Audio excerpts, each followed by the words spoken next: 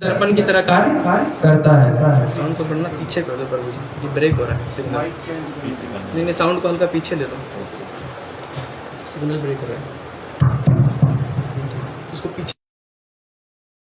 तो ये हमें हमारा चित्त बताता है। इसलिए सर्वप्रथम महाप्रभु ने क्या लिखा कि हरिनाम करने से क्या शुद्ध होता है? जीव का चित्त शुद्ध होता है।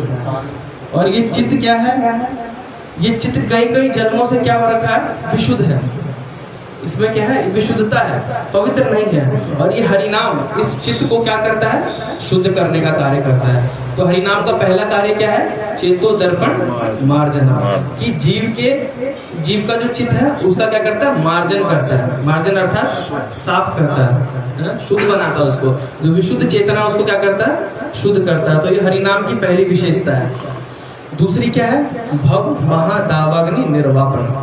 हम सभी जीव, इस संसार में जितने जीव हैं 84 की 84 लाख योनियां हैं। जलजा नवलक्षाणी स्थावरा लक्ष विंशति कृमियो रुद्र संख्या नाम पक्षी नाम 10 लक्षानाम त्रिशा लक्षंती पशु चतुर्लक्षाणी मानव।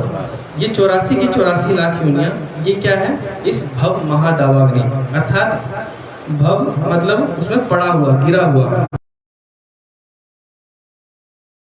मतलब क्या होता है?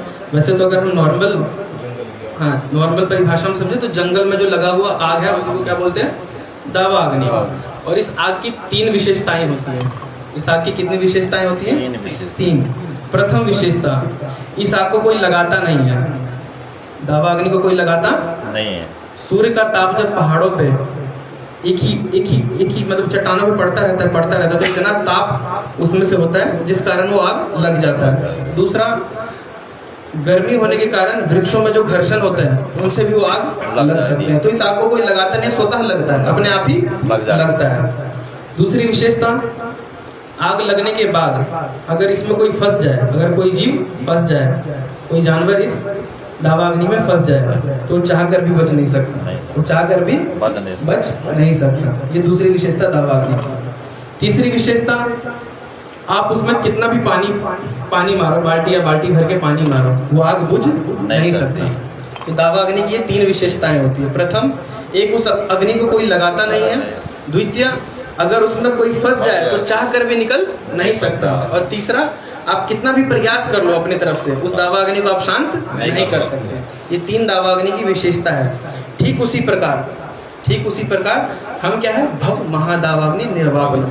ये जीव भी इस दावाग्नि में फंसा हुआ है। तो आप पूछेंगे क्या है हमारी दावाग्नि?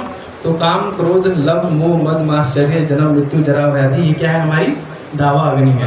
और ये कैसे है? स्वतः, जिस प्रकार उस दावा अग्नि को कोई लगाता नहीं है, स्वतः लग जाता है वो। ठीक उसी प्रकार जब हम इस संसार में आए तो दावा अग्नि चल ही रहा था और हम क्या है? इस संसार में प्रवेश कर गए। अब हम चाह के भी इससे निकल नहीं सकते, हम कितना भी प्रयास करें परंतु इससे निकल नहीं सकते। जिस प्रकार वो जानवर जो है अगर उस दावा अग्नि में फंस गया तो कितना प्रयास करे, कितना भागे, वो जल ही जाएगा। तीसरी विशेषता क्या थी? चाह कर भी कोई इसे बुझा नहीं सकता। परंतु इसकी एक ही खासियत है। फिर तो आप बोलोगे तो समस्त संसार जल के राख हो जाएगा, तो बुझेगा कब? तो ये बुझ सिर्फ एक स्थिति में सकता है। दावा अग्नि सिर्फ एक स्थिति में बुझ सकता है। क्या स्थिति है? अगर आसमान से क्या हो जाए? वर्षा हो जाए। अगर आसमान से वर्षा हो जाए तो ही दावा अग्नि रुक सकती है, नहीं तो नहीं रुक सकती। ठीक उसी प्रकार हम जो जीव इस दावा अग्नि में फंसे हुए हैं, अगर गुरु की कृपा हो जाए, किसकी कृपा हो जाए? गुरु की कृपा हो जाए, अगर हमें ज्ञान हो जाए तो हम इस दावा अग्नि से बच सकते हैं, नहीं तो इसी दावा अग्नि में फंसे रह जाएंगे। तो हरिनाम की पहली विशेषता क्या थी? वो जीवों के चित्त को क्या करता है? शुद्ध करता है। चेतो दर्पण मार्जना। दूसरा क्या है? भव महादावाग्नि निर्वापन, कि जो इस जीव क्या है इस दावाग्नि में फंसा हुआ है, इससे उसको क्या करती है? बता दीजिएगा। ठीक। उसके बाद श्रेय कैरव चंद्रिका वितरण विद्या वधु के जीवन। श्रेय कैरव चंद्रिका वितरण, चंद्रिका चंद्रमा के समान। और ये हरिनाम क्या करता है? भक्तों के, जब आपने दावा अग्नि से बच गए, ठीक है, अपने चित्त को शुद्ध कर लिया, तो अब क्या हो गए? इसी को तो भक्ति बोलते, इसी को तो साधु क्या हो गया? दावा अग्नि को जिसने छोड़ दिया, त्याग दिया, वही साधु हो गया। ये जो प्रथम श्लोक का आपने पालन किया तो अब साधु हो गए, ठीक है। अब दूसरे श्लोक में अब वो क्या करता है? हरिनाम करने के बाद अब दूसरे श्लोक में क्या करता है? श्रेय चंद्रिका वितरणम, चंद्रमा के समान उस भजन, उस जीव, उस भक्त के जीवन को हरिनाम क्या करता है? उजाला कर देता है, चंद्रमा के समान वो उजाला कर देता है। किस प्रकार का? विद्या वधो जीवन, विद्या अर्थात ज्ञान, ज्ञान रूपी चंद्रमा का प्रकाश उस भक्त के अंदर, उस जीव के अंदर ये क्या करता है? हरिनाम कर देता है। और एक बार ज्ञान आने से क्या होता है? ज्ञान आने से अज्ञानता दूर हो जाती है, और ये अज्ञानता ही जो है वो क्या है? दुख का कारण है। दुख का कारण क्या है? अज्ञानता। जिस प्रकार आप कैसे समझेंगे? जैसे इस कमरे में आप लाइट बंद कर दीजिए, पूरा एकदम अंधेरा कर दीजिए, और उसी प्रकार आते जाते किसी व्यक्ति के पैरों में कोई मोटी रस्सी लग जाए तो क्या सोचेगा? हो सकता है सर्प हो सकता है सर्प हो, और ये समझ के वो क्या हो जाएगा? दुखी हो जाएगा। क्यों? अज्ञान है। परंतु जैसे ही रोशनी वापस आ गया, जैसे ही लाइट दोबारा वापस आ गया, तो क्या देखते? तो रस्सी है, तो ज्ञान आया और उसका दुख क्या हो गया? दूर हो गया। तो अज्ञानता ही क्या है? दुख का कारण है। और गुरु क्या करते हैं? इस अज्ञानता को हटाते हैं। चक्षुरुन्मीलितं येन तस्मै श्री गुरु नमः, कि चक्षु खोलते हैं हमारा। किस प्रकार का चक्षु? ज्ञान देके हमको, ज्ञान देके हमारे चक्षु को खोलते हैं, और इस ज्ञान के कारण फिर हम क्या होते हैं? जो हम दुखी है, जो दुख का कारण है अज्ञानता, उसको दूर करके फिर हम भगवत भक्ति में लग के और अपने जीवन को सुख में बिताने का प्रयास करते हैं। आनंदम बुद्धि वर्धनम, ये संकीर्तन, ये महायज्ञ परम कल्याणकारी है, क्योंकि मंगल रूपी चंद्रिका वितरण करता है। समस्त अप्राकृत विद्या रूपी वधु का यही जीवन है। यह आनंद के समुद्र की वृद्धि है। आनंदम बुद्धि वर्धनम, ठीक है? आनंद के समुद्र की वृद्धि करने वाला है। और ये श्री कृष्ण नाम हमारे द्वारा नित्य वांछित पूर्णामृत का हमें आस्वादन कराता है। और क्या करता है? ये पूर्णामृत स्वादनम, ठीक है? हमारे ये कृष्ण नाम हमारे द्वारा नित्य वांछित पूर्णामृत स्वादन हमें आस्वादन कराता है। सर्वात्म संपन्नम परम विजयते श्री कृष्ण संकीर्तन। और ऐसे भगवान श्री कृष्ण के संकीर्तन को, ऐसे भगवान श्री कृष्ण के संकीर्तन का क्या हो? परम विजयते, उसकी जय जयकार हो। तो प्रथम श्लोक में महाप्रभु किसके बारे में बताते हैं? हरिनाम की महिमा के बारे में बताते हैं। फिर नामनाकारी बहुधा निज सर्व शक्ति स्त्रार्पिता, नियमित स्मरणे न काल, इतादृशी तव कृपा भगवन् ममायपि, दुर्दैवमदर्शं न जानी नानुराग। दूसरे श्लोक में क्या प्रार्थना करते हैं कि हे भगवान, आपका अकेला नाम ही जीवों का सब प्रकार से मंगल करता है। नामनाकारी बहुधा, आपका नाम क्या है? जीवों का सब प्रकार से क्या करता है? मंगल करता है। निज सर्व शक्ति स्त्रार्पिता, और आपने क्या किया है? अपने नामों में ही सारी शक्तियों को क्या कर दिया है? नामों के अंदर ही डाल दिया है। कृष्ण गोविंद जैसे आपके लाखों नाम हैं, आपके इन अप्राकृतिक नामों में अपनी समस्त अप्राकृतिक शक्तियां अर्पित कर दिया, अर्थात नामों में सारी शक्तियां आपने अर्पित कर दी हैं। इन नामों का स्मरण और कीर्तन करने में देश काल आदि का कोई नियम नहीं है। अर्थात हरि नाम लेने के लिए किसी भी देश, अर्थात ना तो स्थान का कोई नियम है, ना काल का कोई नियम है। स्मरन्ति नित्यम न काले, नियमित स्मरण न काले, नियम रूप से आप इसका स्मरण कर सकते हैं। कोई काल, कोई समय, कोई स्थिति, कोई स्थान ऐसा नहीं है कि ये ऐसा स्थान होना चाहिए, अनुकूल वातावरण ऐसा नहीं है। आप किसी भी समय, किसी भी अवस्था में हरिनाम का चिंतन कर सकते हैं। आपने तो अपनी कृपा के कारण हमें भगवान के द्वारा अत्यंत ही सरलता से भगवान प्राप्ति कर लेने में समर्थ बना दिया, किंतु मैं इतना दुर्भाग्यशाली हूँ कि आपके नाम में मेरा तनिक भी अनुराग नहीं है। कृष्ण, मैं इतना गिरा हुआ हूँ, अर्थात आपने अपना नाम भी प्रदान कर दिया, महाप्रभु जी ने ऊपर नाम की पूरी व्याख्या कर दी, परंतु फिर भी मैं जीव क्या हूँ, इतना गिरा हुआ हूँ, वो आपका नाम भी नहीं ले सकता है। मैं भव महा अग्नि में इतना गिरा हुआ हूँ कि मैं आपका नाम भी नहीं ले सकता। तीसरे श्लोक में बताते हैं कि एक भक्त का स्वभाव कैसा होना चाहिए, एक भक्त का जो है स्वभाव कैसा होना चाहिए, अर्थात अगर कोई भक्त है तो उसका आचरण कैसा होना चाहिए। तो श्लोक को बताते हुए क्या बोलते हैं, तृणादपि सुनीचेन तरोरपि सहिष्णुना अमानिना मानिदेन कीर्तनीय सदारी। तृणादपि सुनीचेन, तृणा अर्थात क्या, तिनका, तिनके के समान। तृणादपि सुनीचेन तरोरपि सहिष्णुना, तरोर अर्थात वृक्ष। कि एक भक्त को क्या चाहिए?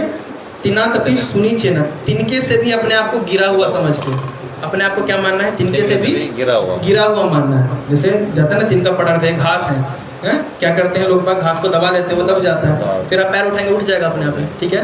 तो अपने आप को तिनके से भी, राह में पड़े तिनके से भी, उससे भी तुच्छ मान के, प्रथम विशेषता ये भक्तों की, अपने आप को तुच्छ मान के।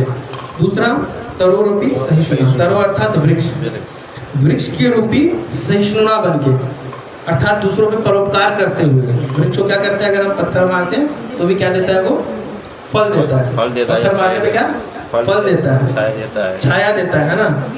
तो एक भक्त का स्वभाव क्या होना चाहिए? कि तृणादपि सुनीचेन तरोरपि सहिष्णुना, वृक्ष के समान क्या, दूसरों पे परोपकार करते रहना चाहिए। अमानी ना मान देना, अमानी ना अर्थात अपने मान की परवाह ना करते हुए, अपने को मान मिले, अपने को सम्मान मिले, इसकी परवाह ना करते हुए। अमानी ना मान देना, परंतु इसमें एक चीज ध्यान रखना है, दूसरों को सदैव मान देते हुए, दूसरों को सदैव मान देते हुए। और तब क्या? कीर्तनीय सदा हरि, तब आप भगवान कृष्ण का कीर्तन कीजिए। नहीं तो आप क्या है, गिर सकते हैं, कभी भी गिर सकते हैं, ठीक है। कहीं भी आपको काम करो, लोग मोहम्मद मास्टर आपको आगे परास्त कर सकता है ना। कई बात जब ऐसी हो गई तो बोलते थे क्या समझता, मैं 1 मिनट में तो खरीद लूंगा। लड़ाई होती तो क्या है ना, ये तब श्लोक चलाया जाता है सबको, चाहे कितना बड़ा भक्त हो, है ना। तो क्या है, विधिवत पालन ना कर, अपने चित्त को पहले शुद्ध नहीं किया है नाम करके, है ना। तो सर्वप्रथम अपने चित्त को शुद्ध, पहले ही महाप्रभु ने लिख दिया, चित्तो दर्पण मार्जनम, है। लेकिन क्या कभी रास्ते में किसी से बहस हो जाए या कुछ हो जाए तो क्या, मतलब 1 मिनट में चुनौती देते, क्या सोचता है तो अपने आप को, है। तो ये भक्त का स्वभाव नहीं है, ये हमें समझना चाहिए कि हम भक्त नहीं है, हम प्रयास में लगे हुए हैं। है ना। तो ये जो सांसारिक दावाग्नि हमें ऐसे परेशान करता है। जैसे मान लो आपने क्या कर लिया, मान लिया कि आपने भौतिक सारी व्यवस्थाएं आपने कर ली, है ना, कुछ ले लिया, परंतु जब जीवों को कुछ प्राप्त होता है ना, तो बिना दूसरों को बताए रह नहीं सकता, है। बिना दूसरों को बताए रह नहीं सकता। अगर नहीं भी बताने का मन हो, फिर भी अगर कुछ हो जाए, कोई बात चले, अरे ऐसा है, मैं बताता हूँ, मैंने ये ऐसा इतना बड़ा ये किया था, उसमें मैंने ऐसे किया था, वो बताता है, वो जानबूझ के क्या बताता है, इस सभी चीजों, अपने वृत्तांतों को, अपने जो उसने प्राप्त किया उसको वो बताता है दूसरों को अपने मुख से ही। तो ऐसा स्वभाव नहीं होना चाहिए। अपने आप को आप संसारिक भौतिक आपने कितनी भी, मतलब कितने भी आप ऊंचे हो गए उसमें, परंतु अपने आप को फिर भी क्या मानिए? तृणादपि सुनीचेन तरोरूपी सहिष्णुना। तभी क्या है, नीचे लिखा हुआ कीर्तनीय सदाहरि, सदाहरि अर्थात तभी आप निश्चित व नियमित रूप से भगवान को भज सकते हैं। नहीं तो भगवान में भी, अब हरिनाम में भी दोष देखने लग जाएंगे, नाम में भी फिर आप क्या देखने लग जाएंगे? दोष देखने लग जाएंगे। और नाम का दोष देखना भी अपराध है। 10 नाम अपराध में एक आता भी है ना, कि वेदों में वर्णित कर्म कांड के समान हरिनाम को नहीं समझना चाहिए। फिर आप नाम में भी दोष देखते हैं और भगवान में भी, और भी देखते देखते भक्तों में भी दोष देखते हैं। फिर हमारा स्वभाव कैसा हो जाता है? दोषी स्वभाव हो जाता है। और फिर क्या होता है? दोषी स्वभाव होने के कारण क्या होता है? सर्वप्रथम हमारा क्या छूटता है? भक्तों का संग छूटता है। सर्वप्रथम जो छूटने वाली चीज है वो क्या है? संग छूट जाना। और जब आपका संग छूट जाता है तो आपका सब कुछ छूट जाएगा धीरे धीरे। संग छूट जाने के बाद धीरे धीरे सब कुछ क्या हो जाएगा? छूट जाएगा। ठीक है। सत्संग विवेक ना हुई, राम कृपा बिना सुलभ ना सुलभ। तो सत्संग छूट जाएगा तो विवेक आपका मर जाएगा, है ना। विवेक मर जाएगा तो फिर जीव दोबारा महादावाग्नि में पड़ जाएगा। ठीक है। फिर अब इच्छाएं, भक्तों के जीवन में इच्छाएं कैसी होनी चाहिए, इस पर महाप्रभु जोर देते हैं अगले श्लोक में। बोलते हैं, न धनम न जनम न सुंदरीम कविता व जगदीश कामये मम जन्मनि जन्मनीश्वरे भवतात भक्ति रहे तुकी तवे। ना धनम अर्थात एक भक्त को अत्यधिक धन की लालसा नहीं होनी चाहिए। ना धनम ना जन्म। यहाँ जन्म मृत्यु वाला जन्म नहीं है। जन्म अर्थात अनुयायी, फॉलोवर्स, जन, लोगगण, कि मैं क्या इतना बड़ा बन जाऊं, इतना प्रतिष्ठित हो, मेरे फॉलोअर्स बढ़ जाए। ना धनम ना जन्म। एक भक्त को कभी अत्यधिक धन की आवश्यकता नहीं होनी चाहिए। तो प्रश्न होगा कितने धन की आवश्यकता होनी चाहिए? तो देखो, धन की आवश्यकता हमारे जीवन में 2 प्रकार से होता है। प्रथम आवश्यकता जो होता है कि हमारे जो नियत कर्म है, अर्थात जीवन निर्वाह करने के लिए जीवन निर्वाह करने के लिए जो पर्याप्त धन है, हमेशा भक्त उसके लिए प्रयत्न करता है। क्योंकि उससे क्या है, जैसे कि अब निर्वाह करने की बात आई, तो अगर आप हैं, ठीक है, अगर मैं पूछूं प्रभु जी आप दिन में कितनी रोटी खाते हैं, तो आप क्या बोलेंगे? 4, 5, 7, 8, 10 रोटी। अगर मान लीजिए आप 50,000 महीना कमा रहे, तो आप कितनी रोटी खा रहे हैं? 10 रोटी।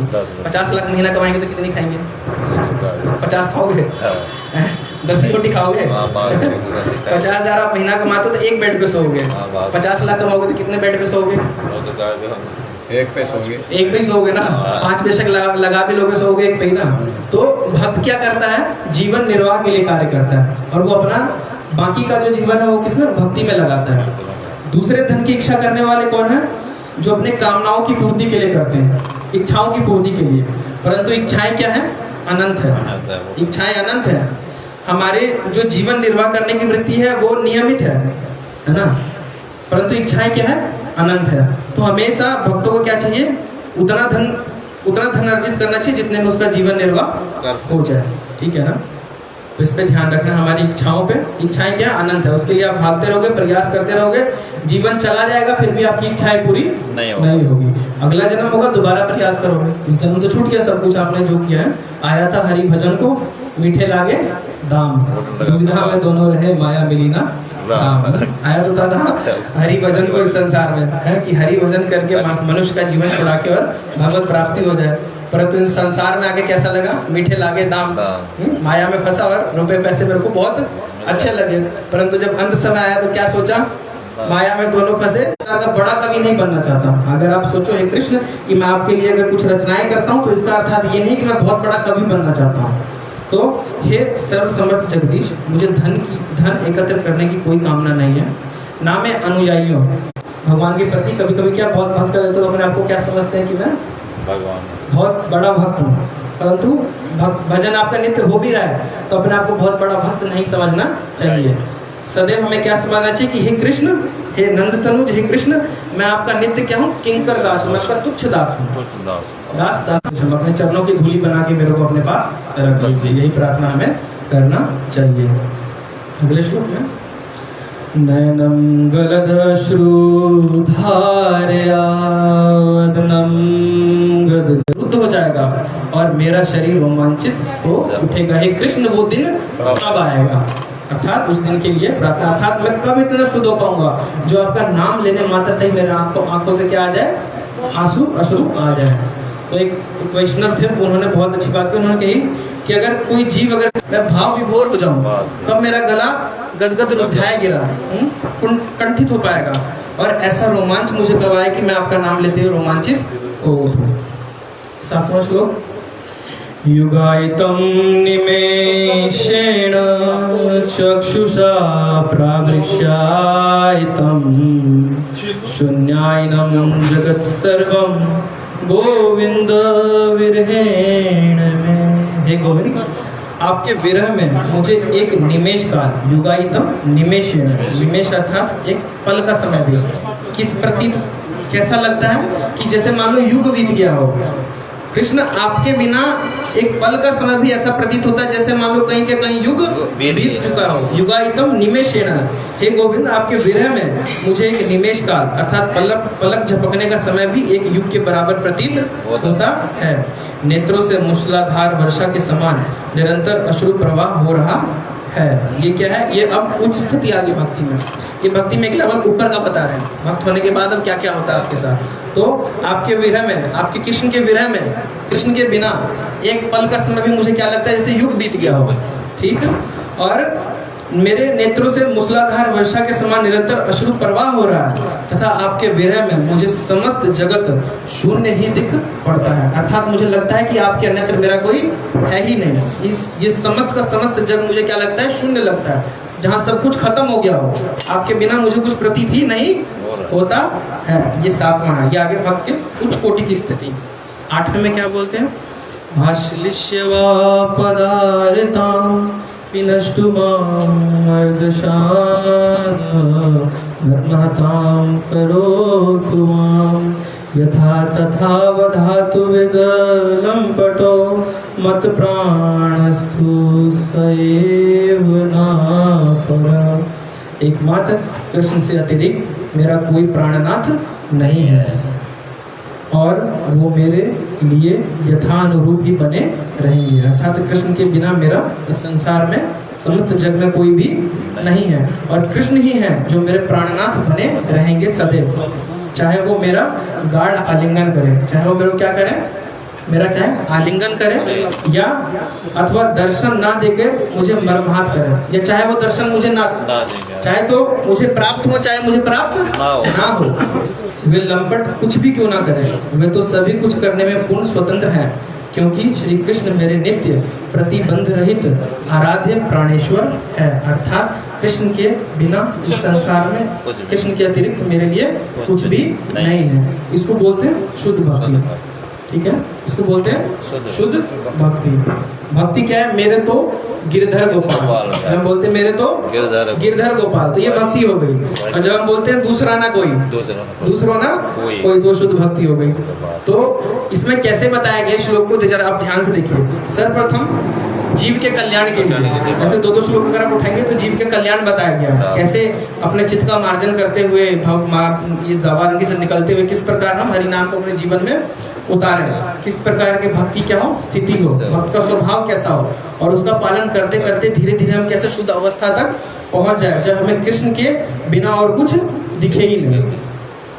तो ये शास्त्रों के में से पूरा निचोड़ महाप्रभु इन 8 श्लोकों में दे देते हैं और इसी को हम क्या बोलते हैं, शिक्षा अष्टकम।